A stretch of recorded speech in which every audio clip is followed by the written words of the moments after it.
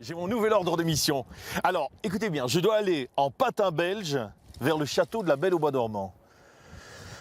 C'est très Disney on Ice tout ça, du grand n'importe quoi.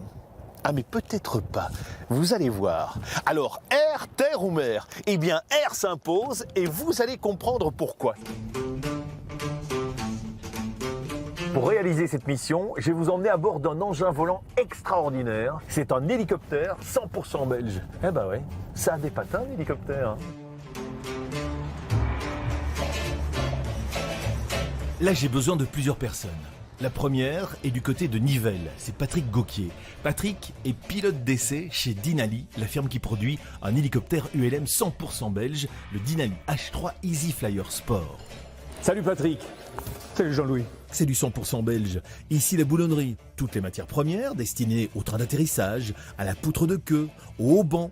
Ça passe à la plieuse, selon des cotes bien spécifiques, avant d'être assemblé à différents postes de travail. Regardez, voilà une poulie qui a été usinée ici, en Belgique. Alors, cette poulie, elle vient juste là. Elle entraîne le rotor principal et l'anticouple.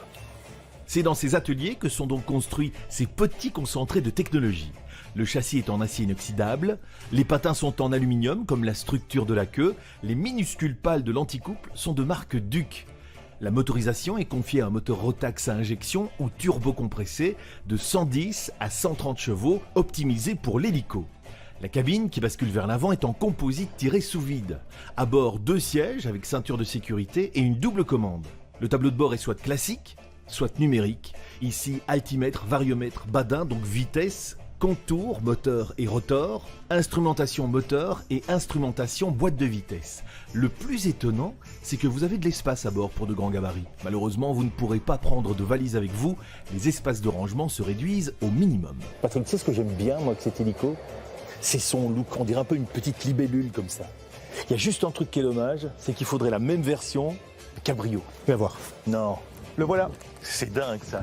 Dis, et alors, je dois me rendre au château de la Belle au Bois dormant. Le château de Vèves. Le château de Vèves, exactement, au départ de Magnin. Mais Ouais. d'ici à Magnin, tu connais pas quelqu'un qui pourrait me conduire un engin un peu spécial? Je t'emmène. C'est pas vrai. Allez, Mais pas avec celui-ci. On prend la version capotée. Allez hop, on est parti. Patrick, dès qu'on parle château et grand seigneur, et m'emmène à Mayen, un petit ulmodrome en province de Namur. La météo est déjà en train de changer. C'est ici qu'on apprend à piloter ce genre de machine avec un instructeur. Et cet instructeur, c'est Eddy. Bonjour Eddy. Salut Jean-Louis, comment vas-tu? Super bien mon Eddy. Alors, je dois me rendre au château de Vèves. Oui. Château de la Belle au Bois dormant. Ah oui, en mais- patin. Ah ben voilà des patins, T'as tout ce qu'il faut. tout à fait. Bon, je continue ma formation en vol de pilote d'hélicoptère avec toi, Oui, super. jusque là-bas. Eh ben on y va, allez.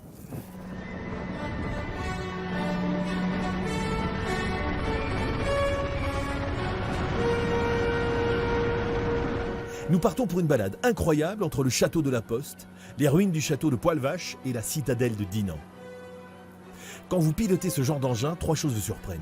D'abord, ça vibre pas mal. C'est normal, c'est une petite machine. À basse altitude, ça peut vous donner le vertige. Le piloter, c'est comme si vous déposiez une bille sur une surface plane que vous tenez en main. C'est très compliqué au début.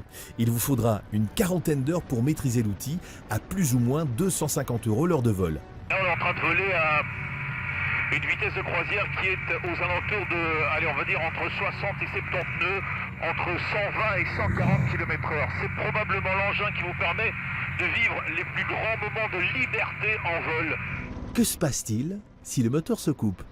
On tombe comme une pierre? Eh ben pas du tout. On appelle ça de l'autorotation. C'est un petit peu délicat à réaliser, mais ça permet de ramener la machine en toute sécurité. Et puis n'oublions pas que l'hélicoptère est la seule machine volante qui a sauvé plus de vies qu'elle en a enlevé. Mon amour, je t'ai vu au beau milieu d'un rêve. Mon amour, un aussi doux rêve est un présage d'amour. Eh oh, Ah, vous êtes à Belle au Bois dormant évidemment. et vous dormez plus. Bah non, avec tout le vacarme que vous faites. Pas gagner sur toute la ligne non plus. Hein. Enfin, mission réussie.